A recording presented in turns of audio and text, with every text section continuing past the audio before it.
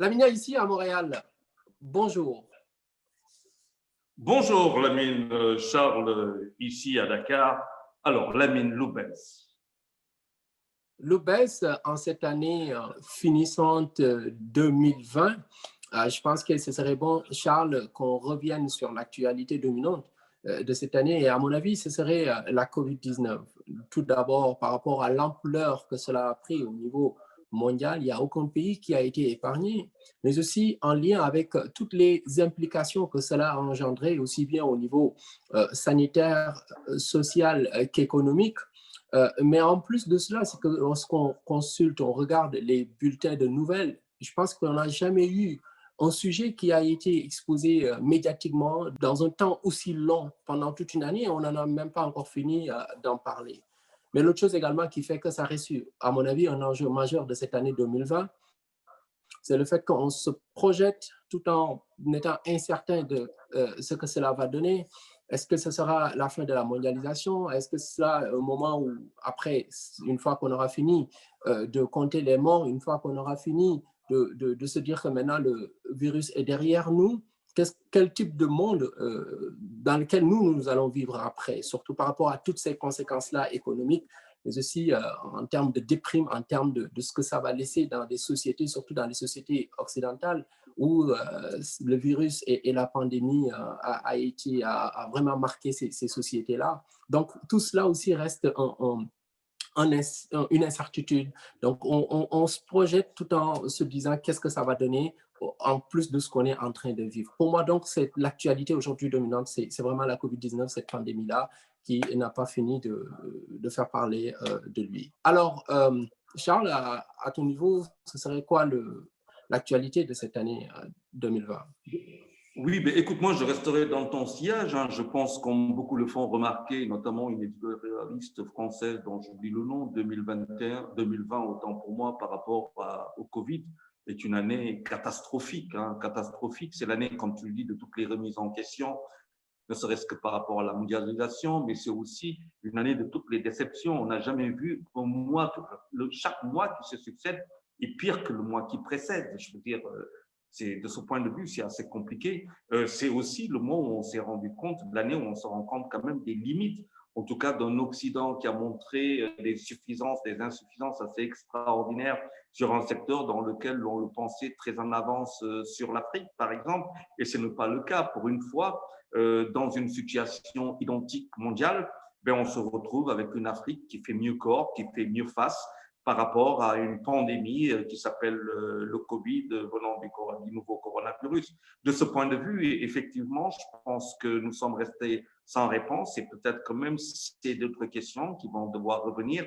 On va peut-être retrouver la philosophie qui dit qu'à chaque fois qu'une réponse est donnée, elle devient même une question.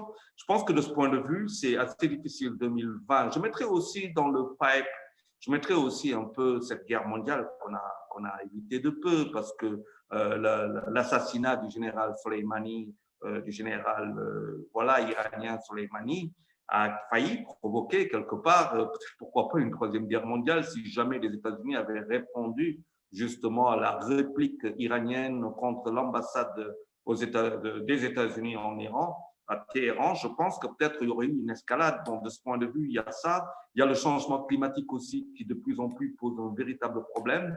Pour moi, l'année 2020, avec ce qui s'est passé, quand je parle de changement climatique, ce qui s'est passé en Australie est une véritable catastrophe, plus de 1 milliard d'animaux tués quand même, des hectares de terre détruites par les incendies qui avaient commencé quand même, il est vrai, en 2019. Il faut dire que 2020, comme tu dis, est une année, j'espère qu'il n'y en aura pas une autre, identique, parce que cela voudrait dire beaucoup de choses et il ferait peur au monde. Je pense qu'aussi peut-être que dans toute cette histoire, très mauvaise histoire, catastrophique, il y a quand même certains qui ont tiré leur marron du feu. Oui, on va dire, pour ce qui est c'est l'actualité en fait qui va engendrer, qui va donner naissance à des personnalités, des figures marquantes aussi de cette année. Et vous citiez tout à l'heure un certain nombre de faits majeurs de cette année 2020. Et pour moi, les litiges fonciers en font partie au Sénégal. Donc, on n'arrêtait pas pendant toute l'année de parler de problèmes fonciers dans plusieurs localités. Et cela, à mon avis, a fait émerger une figure que je considère comme étant une figure marquante, c'est le vieux Abdoulaye John de Ndingler. Pour moi, il représente cet anti-modèle de résistants qu'on a l'habitude de voir, jeunes, vigoureux, éduqués, vivant dans des centres urbains.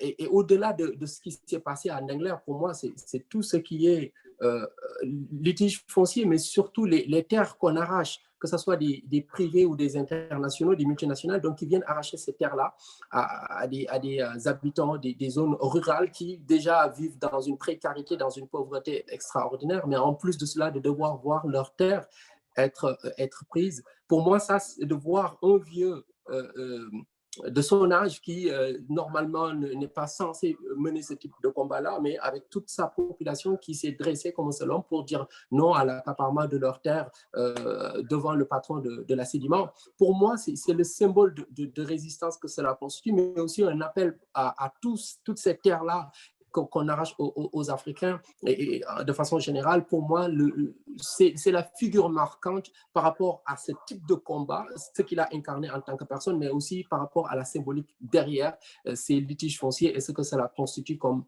des problèmes dans nos pays. Et à ton niveau, Charles, ce serait qui l'homme ou la figure marquante de cette année 2020? Alors moi, sans hésiter, je dirais le professeur Moussa Seydi. Moussa Seydi, pourquoi? Parce que Moussa Seydi a eu le courage quand même d'assumer le protocole médical qu'il allait administrer quand même à tous les patients infectés par la Covid. Il a eu à le faire de manière assez remarquable et identique quasiment avec son homologue français né au Sénégal, le professeur Didier Raoult, en prenant sur lui, en déclarant qu'il prenait sur lui d'administrer la chloroquine ou l'hydroxychloroquine et l'azithromycine à ses patients. Et il l'a fait comme promenant quand même dans les jardins de son hôpital, le CHU de Fann, où il a eu à tenir ce discours-là. Et je pense que cela a été déterminant. Pourquoi déterminant? Parce que je ne pense pas qu'on l'aurait suivi s'il n'avait pas pris sur lui son courage à deux mains et l'assumer avec autant d'auto. Je pense que peut-être les gens seraient partis sur d'autres discours parce que figure-toi que, bon, aussi, je fais partie des gens qui se sont battus pour que quand même le coronavirus, on puisse y faire face.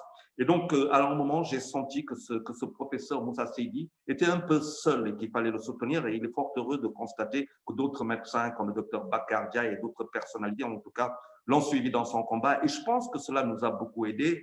Si le traitement du coronavirus a été pendant très longtemps critiqué et rejeté en Occident, en Amérique et ailleurs par rapport à la chloroquine, eh je pense qu'au Sénégal particulièrement et ailleurs en Afrique, il a été l'homme de la situation et pour moi, c'est l'homme de l'année. Même si aujourd'hui, dans cette vie assez comorbide, on a un certain Paulich aussi qui vient nous rapporter beaucoup de fraîcheur parce que cela aussi fait partie de la vie. Je pense que il y a effectivement ce jeune qui nous a beaucoup surpris. Je te vois sourire, mais il faut savoir aussi remercier ceux-là qui nous amènent un peu de brin de folie quand on est très malheureux.